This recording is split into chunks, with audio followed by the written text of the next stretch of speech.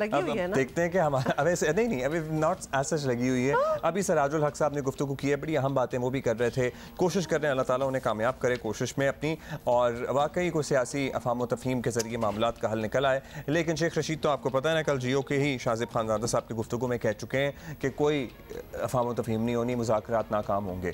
सो अच्छा जी, सियासी जमातें आपको पता है अच्छी कर लेता है कम से कम, जब आगे कुछ ना कहना। सियासी जमातें एक ही दिन इलेक्शन कराने की तारीख पर इत्तफाक कर ले, और फिलहाल तो ये इंतहाई मुश्किल लग रहा है। हालांकि सुप्रीम कोर्ट भी इसके लिए कोशिश कर रही है और शायद जिसका ये काम नहीं है। अदालत ने कल वाजे कर दिया कि सियासतदान तारीख तय कर लें तो अच्छा है, वरना 14 मई को पंजाब में इलेक्शन का फैसला बरकरार रहेगा। तो लिहाजा डेट तो दी हुई है ना, अब आप पे है कि अगर आप कोई फैसला कर सकते हैं उससे पहले या नहीं। और अब इसी मामले पर 27 अप्रैल को 27 अप्रैल को अदालत फिर लगेगी और अदालत को बताया जाएगा कि सियासी जमातें किसी नतीजे पर पहुँच पाई हैं या नहीं। आपको क्या लगता है, पहुंच पाएंगी या नहीं? देखिए, मुश्किल टास्क है, वक्त दिया जाए तो ज़रूर पहुंच सकती हैं। ज़मीनी हक़ाइक़ ये हैं कि इत्तेहादी हुकूमत अक्टूबर से पहले किसी सूरत इलेक्शन पर राज़ी नहीं है।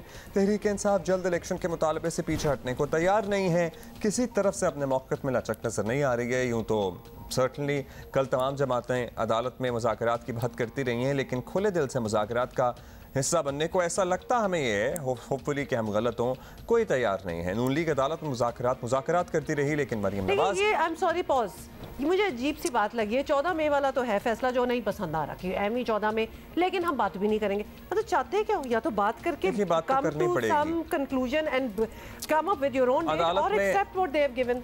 यही सियासी जमातें मुज़ाकरात की बात कर रही थीं। उसी दौरान मरियम नवाज साहिबा ट्वीट कर रही थीं कि बातें तो सियासी जमातों से होती हैं, दहशतगर्दों से नहीं होती हैं। PDM के सरबराह मौलाना फजलुर रहमान तो मुज़ाकरात के सबसे बड़े, आपको पता ही है, मुखालिफ बनकर उभरे हैं और उनका बड़ा स्ट्रॉन्ग स्टांस है इस मामले पर। सुनिए क्या कहा उन्होंने।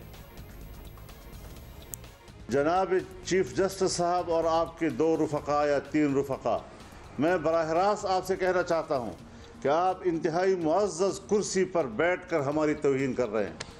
एक शख्स की खुशनुदी के लिए, उसको प्रोटेक्ट करने के लिए, उसको तहफ़्फ़ुज़ देने के लिए आप पूरी कौम को ज़लील कर रहे हैं। मैं आपके इंसाफ को तस्लीम करता हूँ, लेकिन मैं आपके हथौड़े को तस्लीम नहीं करता। हथौड़ा नहीं चलेगा जी, जबर नहीं चलेगा। अगर आपने जबर की बुनियाद पर हम पर फैसले मुसल्लत किए तो फिर हम भी आपकी अदालत में जाने के बजाय अवाम की अदालत में जाएंगे जी।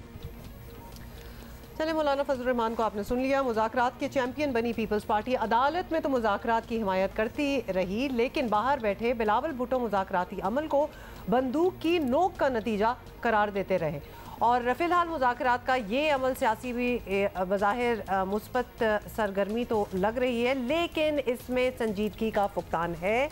और शायद इसीलिए कहा जा रहा है कि तीसरी कुव्वत को दरमियान में आना पड़ेगा।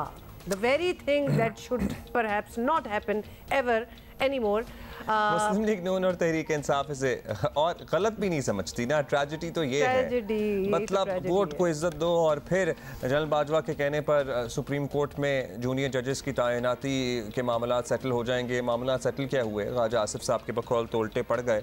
जियो पे बैठ के वो गालिबन बात कर रहे थे और कहाँ गई फिर वो वोट को इज्जत दो और ये सारे मामला। ये चार्जशीट है इन तमाम सियासतदानों के खिलाफ जो इस्टेब्लिशमेंट के सियासत में अमल दखल पे इतनी बुलंदोबंग दावे भी नहीं, इतनी फड़ियाँ मारते हैं और फिर जो है उन्हीं की तरफ देखते हैं कि मामला सेटल करा दें। देखिए ये कितना इसका रोल ओवर इफेक्ट होता है, the tone and the choice of words. जब सारों की बदलती है ना तो फिर सारों की बदलती है, जैसे हमारी भी बदलना स्टार्ट हो गई। अच्छा सुने क्या कहा था। जब तक पॉलिटिकल डायलॉग नहीं होगा तमाम सियासी कुव्वतों का कि आगे मुल्क को लेके कैसे जाना है और रियासती अदारे जब भी उसके अंदर ऑन बोर्ड नहीं होंगे तो ये क्राइसिस तो चलता रहेगा, इलेक्शन हल नहीं है। बातचीत ही वो वाहिद जरिया है जिससे हम आगे बढ़ सकते हैं। हमने पहले भी कहा है, मैं ज़ाती तौर पे तो समझता हूँ कि इस्टेब्लिशमेंट को भी इन मुज़ाकरात में शरीक होना चाहिए क्योंकि इख्तियार सारा उधर है। इस्टेब्लिशमेंट बैठे, हुकूमत बैठे और हम बैठे और एक दूसरे को स्पेस दे के मामलात आगे बढ़ाने की कोशिश करें। Did he actually say that कि इस्टेब्लिशमेंट बीच में बैठे? फवाद चौधरी, वैसे ये फवाद चौधरी तो आपको पता ही ना, वहीं की पैदावार हैं, वहीं से इनको फ़रोग़ दिया गया, इनको यहाँ हालाशेरी देकर यहाँ तक पहुँचाया गया, तो वो तो कहते हैं हकीकत है, लेकिन ये हकीकत तो बदलने का आप सियासतदान दावा करते रहे ना। इमरान खान साहब नहीं करना था भाई, तो अब सारे इंतज़ार में बैठे हैं, बल्कि पहले तो इंसिनुएट करते थे, अब तो बोल रहे हैं मुँह से। क्योंकि आइन में तो इसकी कोई गुंजाइश नहीं है ना। ज़ाहिर है कि सियासी जमातों को सियासी निज़ाम चलाना है। अच्छा, जमात इस्लामी के सरबराह सिराजुल हक सियासी जमातों के दरमियान मुज़ाकरात की कोशिश कर रहे हैं, लेकिन अब तक उनकी कोई भी कोशिश जो है वो रंग लाती दिखाई नहीं देती। हालांकि मौजूदा सियासी, माशी और सिक्योरिटी सूरत हाल का भी तकाजा है कि मुल्क भर में एक ही दिन इलेक्शन हो।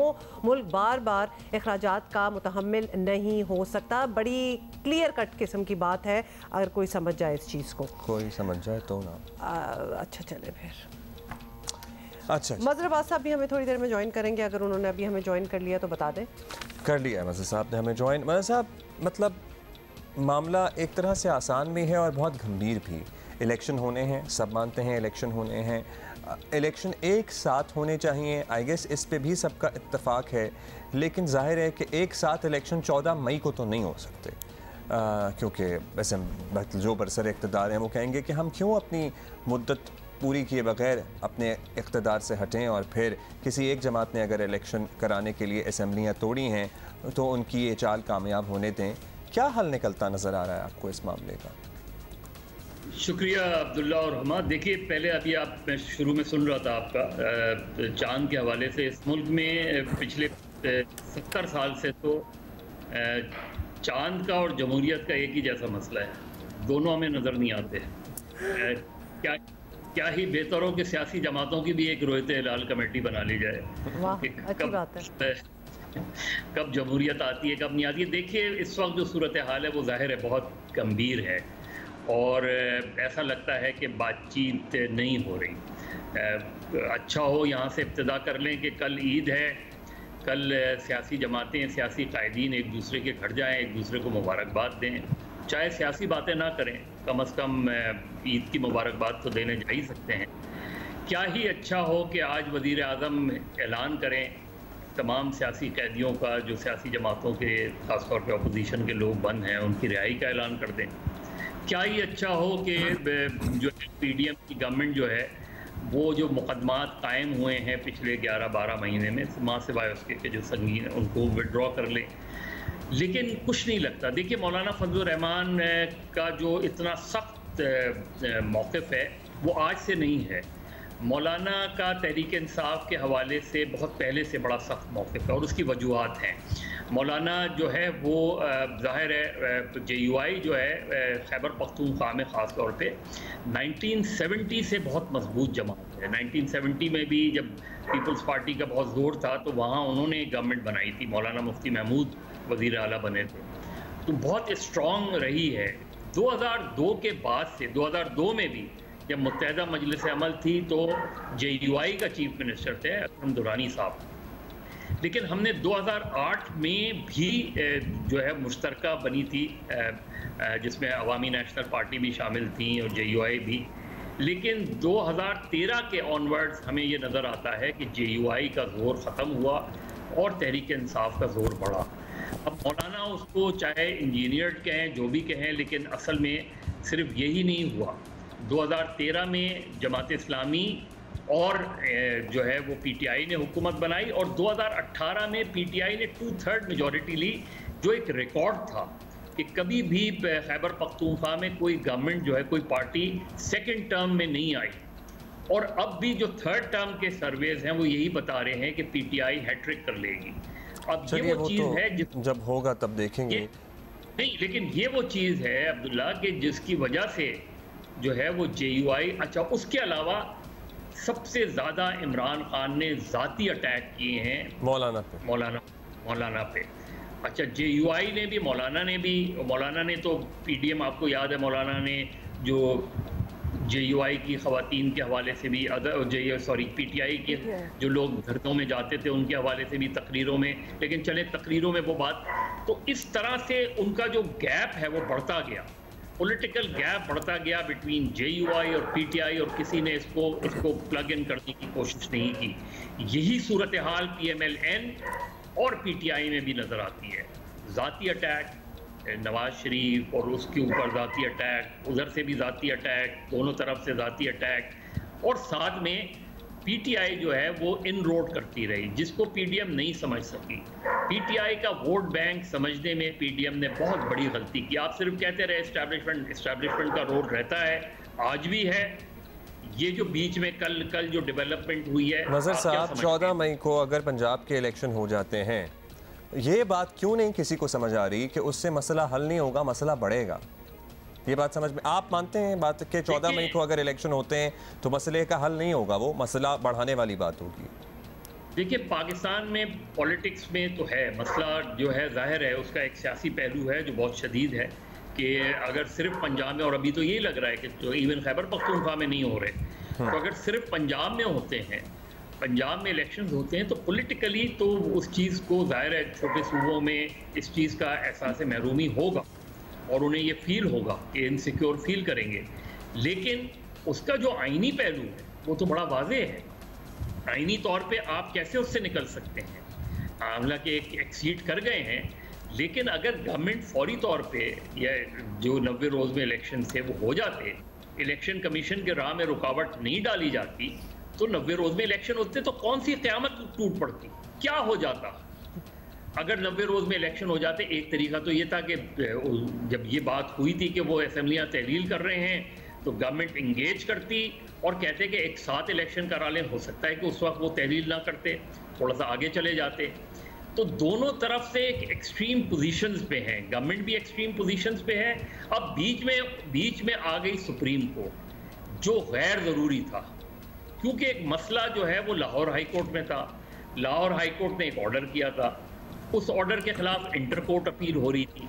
उसके बीच में सुओ मोटो समझ में नहीं आता कि सुओ मोटो लेने की ज़रूरत है। उस पर तो बहुत बात ऑलरेडी हो ही चुकी है, अब वो हो भी रहा है साथ साथ। लेकिन मज़हर साहब, आप कह रहे हैं 90 दिन में इलेक्शन हो जाते, उसके बाद पंजाब असेंबली की मुद्दत हमेशा ही पहले ख़त्म होती रहती है और बाकी असेंबलियों की मुद्दतें बाद में ख़त्म होती रहती हैं। बाकी असेंबलियाँ लिटरली उनकी कोई सिम्बॉलिक वैल्यू भी ना रहती, क्योंकि जो पंजाब जीत जाता वो हुकूमत बना लेता। तो ये एक बहुत बड़े पॉलिटिकल केओस को शुरू करने वाली बात नहीं है कि पंजाब में पहले इलेक्शन हो जाएं, बाकी सारे बाद में होते रहे। और आइन की वो शिक भी तो है कि जब इलेक्शन हो तो वो निगरान हुकूमतें हों। जब जनरल इलेक्शन की सीटों पे वोटिंग होगी पंजाब में ही, तो वहाँ निगरान हुकूमत तो नहीं होती। फिर देखिए, यही चीज अब इमरान खान का भी तो 1.5 साल जाया हुआ ना। इमरान खान का 1.5 साल आपने वोट ऑफ नो कॉन्फिडेंस के जरिए ले लिया, यानी वोट ऑफ नो कॉन्फिडेंस एक आईनी रास्ता था, आईनी रास्ता इख्तियार किया, उसे हटा दिया। क्या असेंबली तहलील करना आईनी रास्ता नहीं था? क्या पहले इक़दाम से जमहूरियत को फ़ायदा हुआ, सियासत को फ़ायदा हुआ? क्या असेंबलियाँ तहलील करने से जमहूरियत को फ़ायदा हुआ, सियासत? दोनों आईनी रास्ते थे, दोनों आइन में मौजूद हैं शिकें, लेकिन क्या उससे हमने पॉलिटिक्स और डेमोक्रेसी को सर्व किया है या नहीं किया? ये बुनियादी क्वेश्चन है कि जब इमरान खान असेंबलियाँ तहलील कर रहे थे तो उनसे कोई सवाल करे कि क्यों कर रहे थे। वो कह रहे थे कि जी मैं चाहता हूँ पूरे मुल्क में इंतखाबात हो, तो भाई मरकज़ तो नहीं मान रहा, तो आप क्यों तहलील कर रहे हैं? 60% पाकिस्तान पे आपकी हुकूमत है, आप क्यों उसे ख़त्म कर रहे हैं? या तो एक एग्रीमेंट हो, उस वक्त आप ख़त्म करें। तो इमरान खान की उस वक्त मंतक नहीं समझ में आ रही थी, और उन्होंने जिस तरह तहलील की वो बिल्कुल एक गैर सियासी था। लेकिन अगर तहलील हो गई, फिर तो आपने आईनी रास्ता ही इख्तियार करना है। फिर तो आपके पास वो नहीं है कि आप अगर मगर करें, क्योंकि इस तरह करने से भी आप एक आईनी बहरान में तो चले गए हैं ना। ये बात सियासी तौर पे बिल्कुल ठीक है और वजन रखती है कि जी फिर आज से 5 साल बाद क्या हो, फिर आपने कॉन्स्टिट्यूशनल अमेंडमेंट करें आप उसमें। तो दोनों तरफ एक एक्सट्रीम पोजीशंस ली गई हैं। असल में जो क्राइसिस आ गया है वो सुप्रीम कोर्ट का आ गया है, और सुप्रीम कोर्ट भी डिवाइडेड है। सुप्रीम कोर्ट एक डिवाइडेड सुप्रीम कोर्ट हमें नज़र आती है, और एक डिवाइडेड गवर्नमेंट और अपोजिशन के दरमियान है ना। उधर वो उनको वापस ले आते कौमी असेंबली में, वो भी इक़दाम नहीं किया जा रहा। तो ऐसा लग रहा है कि complete break down of politics, constitutional और जुडिशरी, वो बिल्कुल एक ब्रेक डाउन लग रहा है। अब ये जो डेवलपमेंट हुई है पिछले 2-3 दिन में जी, इसमें कहीं ना कहीं इस्टेब्लिशमेंट का रोल नजर आता है। हाँ। कहीं ना कहीं चाहे पसे पर्दा वो रोज़ नज़र आता है, क्योंकि ऑल ऑफ अ सडन जैसे ही वो मीटिंग हुई चीफ जस्टिस के साथ, उसके बाद एक पिटीशन आ जाती है जिस पिटिशनर का कोई ताल्लुक नहीं पंजाब से, वो पिटिशनर कैसे आ गई, वो टेकअप हो गई, पॉलिटिकल पार्टी सुप्रीम कोर्ट पहुंच गई, सुप्रीम कोर्ट से टाइम मांग लिया और 27 तक हम चले गए। चलिए 27 तो अब देख मतलब सब सारे मिलके 27 का वेट करते हैं हम, 27 को फिर इंशाल्लाह दोबारा बात करेंगे। अभी सर हाँ इतना ही। Thank you so much for being with us and Eid Mubarak to you and your family.